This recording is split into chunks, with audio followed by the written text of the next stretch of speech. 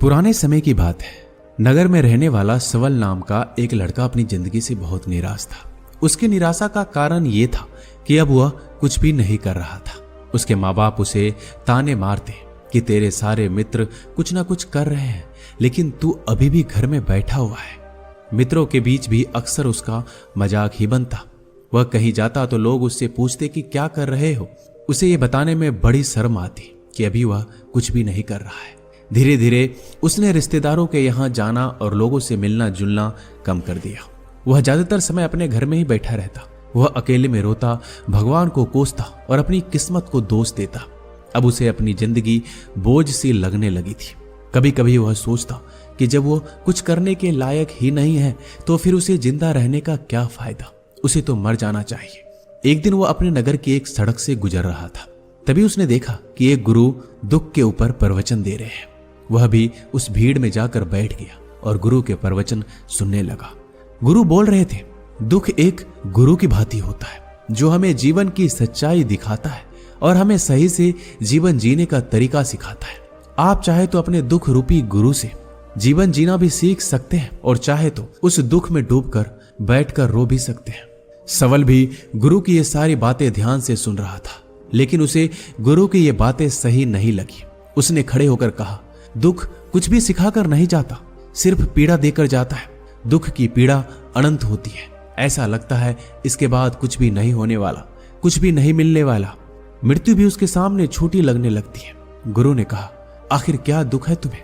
सवल ने अपना सारा दुख गुरु के समक्ष कह सुनाया और पूछा, क्या आपके पास मेरे इस दुख का कोई समाधान है? यह सुनकर गुरु मुस्कुराए और बोले, जिस दिन तुम्हारे जीवन में सच्चा दुख आएगा उस दिन मेरे पास आना, मैं तुम्हारे दुख का समाधान अवश्य करूंगा। इतना कहकर गुरु वहां से चले गए। सवल ने सोचा, क्या मेरा दुख सच्चा नहीं है? क्या जिस दुख से मैं गुजर रहा हूं वह झूठा है? कोई भी मेरे दुख को नहीं समझता। जब माँ बाप ही नहीं समझ पाए तो गुरु क्या समझेंगे? अपने दुखों से परेशान होकर सवल ने एक निर्णय लिया कि अब वह कुछ करके दिखाएगा। उसने एक छोटा सा व्यापार शुरू किया, लेकिन उसमें सफलता नहीं मिल रही थी। लेकिन उसके घरवाले खुश थे कि वह कुछ तो प्रयास कर रहा है। वह अपने व्यापार में जुटा रहा और धीरे धीरे सफलता भी मिलने लगी। फिर उसने रफ्तार पकड़ ली। सिर्फ 3 साल के अंदर ही वह एक बड़ा व्यापारी बन गया। अब सवल के चारों तरफ ऐसे बहुत से लोग थे जो उसकी चिंता करते थे, उसे पसंद करते थे, उसके काम की प्रशंसा करते थे। अब उसके घरवाले भी उसकी प्रशंसा करते थकते नहीं थे। दिन प्रतिदिन उसके मित्रों की संख्या बढ़ती जा रही थी। अब वो अपनी जिंदगी से बहुत खुश था।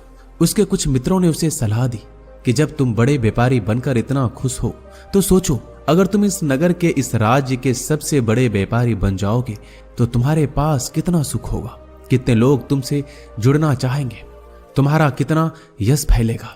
स्वयं राजा भी तुमसे मित्रता करना चाहेंगे और जरूरत पड़ने पर तुमसे ही धन उधार लेंगे।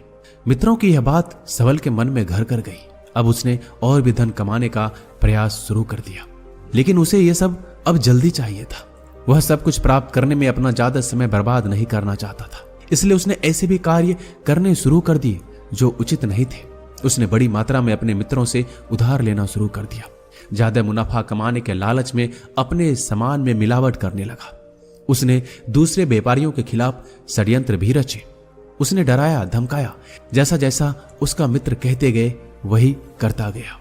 वह इन तरीकों से ज्यादा धन तो कमा रहा था, लेकिन अब उसके जीवन में सुकून नहीं था। उसके मन की शांति गायब हो गई थी। उसे रातों में नींद नहीं आती थी। वह किसी उधेड़ बुन में लगा रहता था। सुख साधन की सारी वस्तुएं होने के बाद भी उसे किसी में सुख नहीं मिल रहा था। एक दिन सबल अपनी बग्गी में सवार होकर कहीं जा रहा था। तभी रास्ते में उसे गुरु का आश्रम दिखा। वह रुक गया।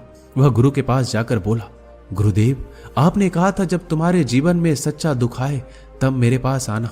मैं अब बहुत ही दुखी हूं। मेरे रातों की नींद गायब हो गई है। मुझे कहीं सुकून नहीं मिल रहा। इस तरीके से सबल ने अपनी सारी समस्या गुरु के सामने कह सुनाई। गुरु ने कहा, जब तुम मुझसे पहली बार मिले थे तब भी तुम किसी दुख में थे। तुमने उस दुख से क्या सीखा? सबल ने कहा, मैंने सीखा कि सिर्फ सोचने और चिंता करने से कुछ नहीं होता। अपनी सोच को सच करने के लिए कर्म करना पड़ता है, और सिर्फ कर्म करने से भी कुछ नहीं होता। अपने कर्म को अंतिम पड़ाव तक ले जाना भी आवश्यक होता है। चाहे रास्ते में कितनी मुश्किलें आए, मन कितना ही निराश हो, कितना ही लगे कि अब आगे कुछ नहीं होने वाला है, तब भी ये मानकर चलो कि मैं जो कर रहा हूं उसमें मैं अवश्य सफल हूंगा। लोग सिर्फ सफल व्यक्ति को सम्मान देते हैं, फिर चाहे कोई कितना अच्छा क्यों ना हो, वह लोगों की नजरों में बोझ ही होता है। यह सब सुनकर गुरु मुस्कुराए और बोले, यह असली दुख नहीं है। जब तुम्हारे जीवन में असली दुख आए तब मेरे पास आना, मैं उसका समाधान अवश्य करूंगा। सवल ने जाते समय गुरु को सोने के सिक्कों से भरा एक घड़ा भेंट किया। घड़ा देखकर गुरु ने कहा, यह मेरे किसी काम का नहीं, इसे उस पेड़ के नीचे गड्ढा खोद कर दफना दो। सवल ने गुरु के कहे अनुसार घड़े को पेड़ के नीचे दफना दिया और वहां से चला गया। कुछ दिनों तक व्यापार अच्छी तरक्की कर रहा था, लेकिन गलत व्यापार की वजह से धीरे धीरे उस व्यापार में घाटा होने लगा। उसकी सारी धन संपदा धीरे धीरे खत्म होने लगी और एक दिन ऐसा आया जब उसके पास कुछ भी नहीं बचा और वह कर्जे से लद चुका था। लेकिन वह निश्चित था, क्योंकि उसने सारा कर्ज अपने मित्रों से ही लिया था। वो सोचता था कि उसके मित्र बुरे समय में उसका साथ देंगे, लेकिन ऐसा कुछ भी नहीं हुआ। बुरा समय आते ही मित्रों ने अपना उधार मांगना शुरू कर दिया। उधार वापस ना मिलने पर जान से मारने की धमकी भी दी। उसके चाहने वाले सब उससे दूर हो गए। उसके वो मित्र जो उसके साथ मौज मस्ती करते थे अब उससे दूर भागने लगे। उसके परिवार वाले उसके गलतियां और कमियां गिनाने लगे। उसकी सारी संपत्ति नीलाम हो गई, उसके पास कुछ भी नहीं बचा। उसने अपने पिता से सहायता मांगी तो पिता ने कहा, मेरे पास ये थोड़ी सी संपत्ति है, अगर मैं ये भी तुम्हें दे दूंगा तो मैं तुम्हारी मां को कहां रखूंगा। ये संपत्ति हमारा आखिरी सहारा है। सबल के भीतर बहुत गहरा दुख था। उसके आसपास कोई नहीं था जो उसके दुख को समझ सके, उसे संभाल सके। लोगों से मिले इस धोखे और विश्वासघात की वजह से वह अंदर तक टूट गया। उसे लगने लगा कि अब जीने का क्या मतलब, अब तो मृत्यु ही एकमात्र सहारा है। वो आत्महत्या करने के लिए पहाड़ी की तरफ जा रहा था। तभी उसे याद आया कि गुरु ने कहा था, जब तुम्हारे जीवन में असली दुख आए तब मेरे पास आना। सबल गुरु के पास गया और अपना सारा दुखड़ा उन्हें सुनाया। आंखों में आंसू भरकर बोला, मेरे इस दुख का समाधान कीजिए गुरुदेव। गुरु ने कहा, जब तुम्हारे जीवन में असली दुख आए तब मेरे पास आना, मैं उनका समाधान अवश्य करूंगा। सबल ने कहा, क्या अभी जो मेरे जीवन में घट रहा है क्या वो दुख नहीं है? आखिर असली दुख होता क्या है? गुरु ने कहा, सबसे पहले तुम मुझे ये बताओ, इस दुख से क्या सीख मिला? सबल ने कहा, मैंने सीखा कि जो लोग हमारी सफलता, हमारी तरक्की की वजह से हमारे जीवन में आए हैं वो हमें धोखा अवश्य देंगे, क्योंकि बुरे समय में हमारे साथ खड़े नहीं होंगे। वह केवल अच्छे समय में हमारा फायदा उठाएंगे और बुरे समय में छोड़कर चले जाएंगे। भरोसा केवल उन्हीं लोगों पर करना चाहिए जो हमारे बुरे समय में, असफलता के समय में हमारे साथ खड़े रहते हैं। लेकिन ऐसे लोग बहुत ही कम होते हैं, पर जिसके पास होते हैं उनकी कद्र करनी चाहिए, उनका अपमान नहीं करना चाहिए। मैंने ये भी सीखा कि कभी किसी के खिलाफ षड्यंत्र नहीं रचना चाहिए, ईमानदारी और धैर्य के साथ काम करना चाहिए और कभी लालच नहीं करना चाहिए। अपना सारा दुख और अनुभव बताने के बाद सबल आंखों में आंसू भरकर गुरु के सामने बैठा रहा। थोड़ी देर बाद गुरु उठे और उस पेड़ के नीचे गड्ढा खोदकर वह घड़ा बाहर निकाला जो सोने के सिक्कों से भरा हुआ था और उसे सबल को दे दिया और कहा, तुम्हारे जीवन में असली दुख आए तब मेरे पास आना। सबल ने गुरु को धन्यवाद दिया और प्रणाम कर कर वहां से चला गया। उसने उस धन से एक छोटा व्यापार शुरू किया। अब वह एक छोटा व्यापारी बनकर खुश था।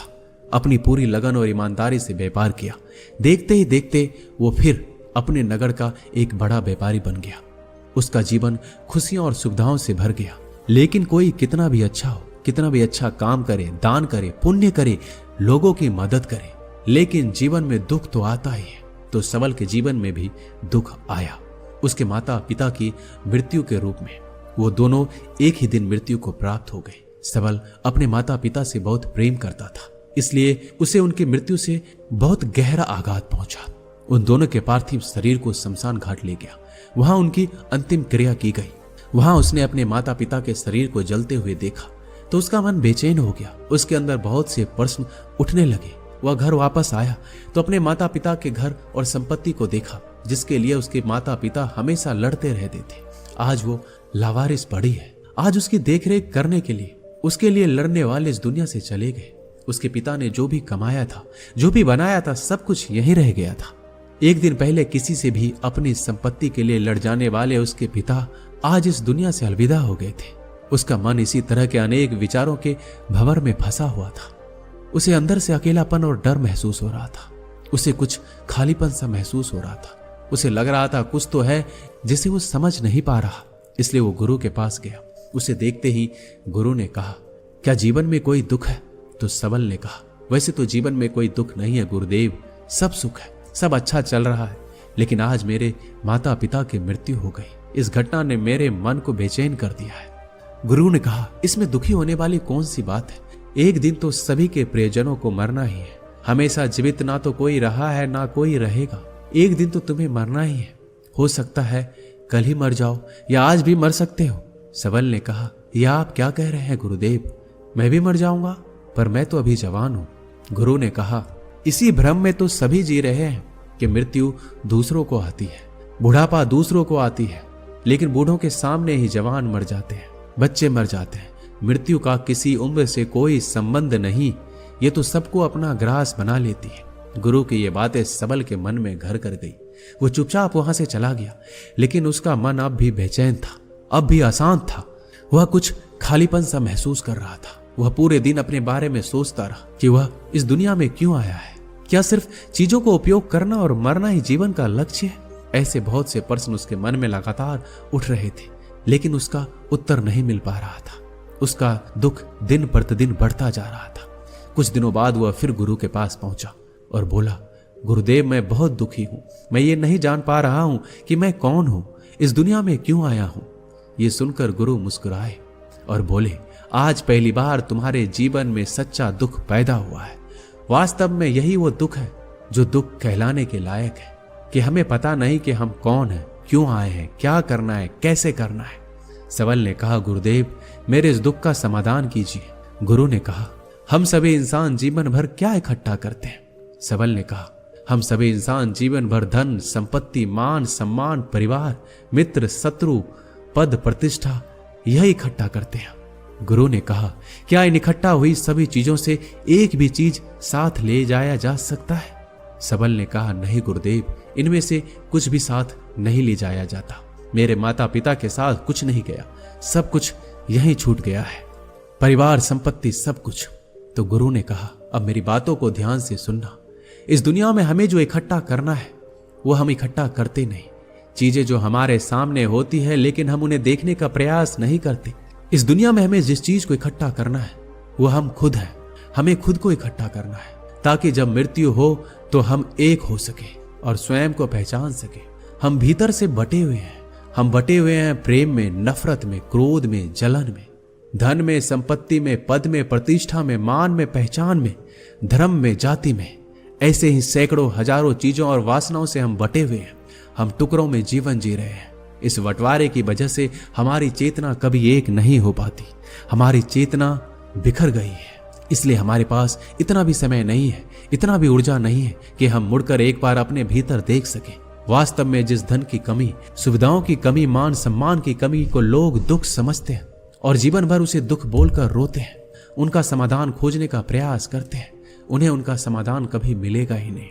क्योंकि जिन्हें लोग दुख कहते हैं वो असली दुख है ही नहीं, वो तो सिर्फ इंसान की चाहत है, उसकी इच्छा है जिसकी पूर्ति कभी नहीं की जा सकती।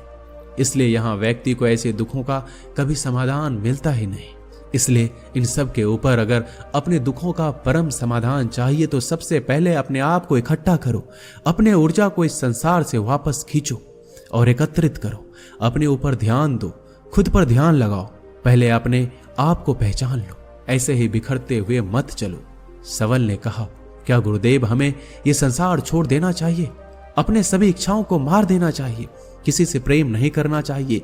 धन संपत्ति इकट्ठा नहीं करना चाहिए? मान सम्मान की आशा छोड़ देनी चाहिए? गुरुदेव ने कहा, एक बिखरे हुए मनुष्य के अंदर से कामनाएं, इच्छाएं और वासनाएं ऐसे ही निकलती है जैसे पहाड़ से कोई पत्थर गिर रहा हो, जिस पर पहाड़ का कोई नियंत्रण नहीं है सिवाय देखने, परेशान होने और कुछ खोने के। इसी प्रकार एक बिखरे हुए मनुष्य की इच्छाएं अनियंत्रित और दुखदायी होती है। उसका अनियंत्रित मन कुछ भी इच्छाएं और कल्पनाएं करता रहता है और दुखी होता रहता है। लेकिन जब व्यक्ति एकत्रित हो जाता है तो वो जो भी करता है उसके नियंत्रण में करता है, तब इच्छाएं भी उसकी इच्छा से निकलती है। सबल ने कहा, गुरुदेव, आपने मेरे सच्चे दुख का समाधान कर दिया। उसके बाद आपका बहुत धन्यवाद। मैं खुद को एकत्रित करने का प्रयास करूंगा। गुरु ने कहा, मानव शरीर में बहुत ऊर्जा है, बहुत शक्ति है, पर यह बेकार के कामों में बटकर रह गई है, व्यर्थ की चीजों में लगी रहती है।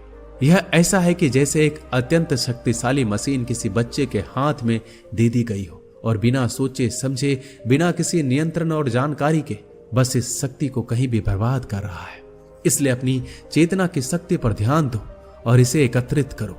सबल को अपने प्रश्नों का उत्तर मिल चुका था। उसने गुरु को धन्यवाद किया और चुपचाप वहां से चला गया। दोस्तों, इस वीडियो में बस इतना ही। मिलते हैं अगले वीडियो में। अपना ख्याल रखिएगा।